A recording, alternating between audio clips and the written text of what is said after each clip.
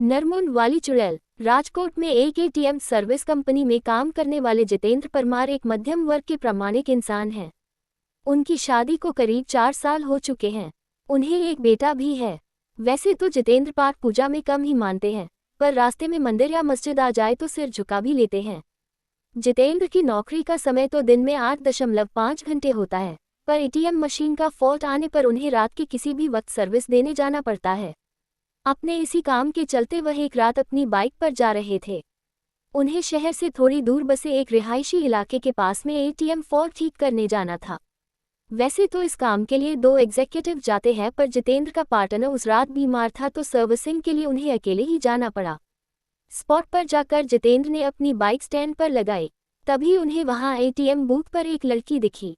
जितेंद्र ने सोचा कि उसे शायद पैसे निकालने होंगे और वह के ठीक होने का वेट कर रही होगी। फॉल्ट ठीक करने के लिए जैसे ही जितेंद्र एटीएम बूथ के अंदर आए तो वह लड़की भी अंदर आने लगी। सिक्योरिटी गार्ड ने उन्हें बाहर रुकने के लिए कहा। अब जितेंद्र अपना काम कर रहे थे, तभी अचानक उसकी नज़र एटीएम बूथ के बाहर गई। वहां उन्होंने जो देखा उसे देखकर उसके पसीने छूट गए। बाहर खड़ी लड़की एटीएम गार्ड की मुंडी अपने हाथ में लिए खड़ी थी और वह जितेंद्र की ओर घूर कर देख रही थी। ये सब देखकर जितेंद्र का दिल बेतहाशा तेजी से धड़कने लगा। उन्होंने वहां से नज़र हटा ली और सोचा कि ये उनका भ्रम होगा। वो ये सब सोच ही रहे थे कि तभी अचानक उनके सीनियर का फ़ोन बज उठा। ये फ़ोन वहां का फॉल्ट जल्दी ठीक करने के लिए था। कांपते कांपते जितेंद्र फिर से काम पर लग गए।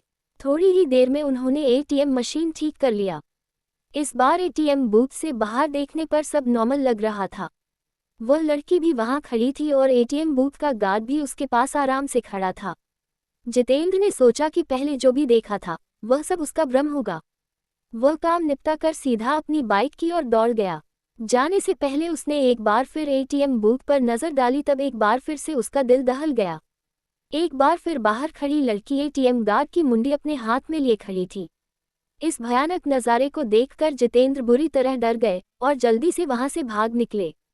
राजकोट वापस लौटते वक्त भी उन्हें बार बार यह भास हो रहा था कि उनकी बाइक के साथ कोई परछाई चल रही है। वे घबराए हुए बीके चलाए जा रहे थे कि न जाने कैसे अचानक ही उनकी बीके बंद हो गई और ठीक एक बरगद के पेड़ के पास जाकर रुकी। जितेंद्र जी को यकीन नहीं हो रहा था कि उनके साथ ये सब सचमुच हो रहा है। उन्होंने नज़र उठाई तो बरगद की शाखा से झूलती एक आकृति नजर आए। उसके हाथ में एक नरमुंड था और वो अजीब घरघराहट भरी आवाज में कुछ बोल रही थी। जितेंद्र जी ये सब देखकर वही जड़ हो गए। न उनकी चीख निकली, न उनके अंदर हिलने की ताकत बची। चुड़ैल पेड़ से उतरी। उसके उल्टे पांव देखकर जितेंद्र जी के पसीने छूट गए। उन्होंने आंखें मूंद ली और भगवान को याद करने लगे। चुड़ैल उनके बगल में आकर बैठ गई और उनका सर सहलाने लगी। इसके बाद जितेंद्र जी को कुछ याद नहीं कि उनके साथ क्या हुआ। जब होश आया तो वे एक हॉस्पिटल में थे। सुबह कुछ स्थानीय लोगों ने उन्हें बेहोश पड़ा देखकर हॉस्पिटल पहुंचा दिया था। इस घटना के महीनों बाद तक जितेंद्र बेसुध रहे और काफी पूजा पाठ के बाद ही उनकी हालत फिर से सामान्य हो पाई। अब वे राजकोट छोड़ चुके हैं और एक सामान्य जीवन जी रहे हैं।